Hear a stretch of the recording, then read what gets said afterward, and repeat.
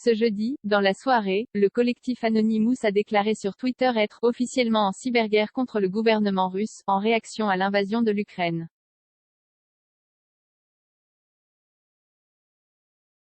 Suivi par plus de 600 000 personnes sur le réseau social, le groupe de hackers a ensuite annoncé avoir mis hors ligne le site internet de la chaîne de télévision Russia Today RT, selon le pure player Les Numériques.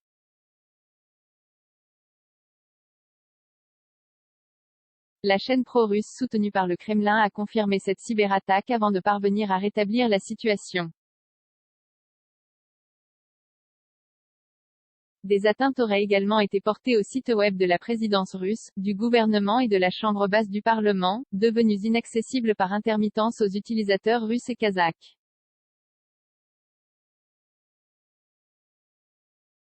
L'accès à ce contenu a été bloqué afin de respecter votre choix de consentement en cliquant sur « J'accepte ». Vous acceptez le dépôt de cookies par des services externes et aurez ainsi accès au contenu tiers. J'accepte. Vous pouvez aussi modifier vos choix à tout moment via « Choix de consentement ». Plus d'informations sur la page politique de gestion des cookies. Les États-Unis menacent la Russie de cyberattaques dans le passé. Anonymous s'était déjà démarqué en commettant des cyberattaques ciblées contre l'État islamique ou encore le Ku Klux Klan. Depuis jeudi, les forums du collectif sont devenus très actifs. De nombreux volontaires ont proposé leur aide dans cette cyberguerre contre la Russie. Le groupe pourrait d'ailleurs disposer d'un allié de taille avec les États-Unis. Selon NBC News, relayé par nos confrères, le président Joe Biden envisagerait de mener des cyberattaques contre la Russie afin d'entraver ses opérations militaires en Ukraine.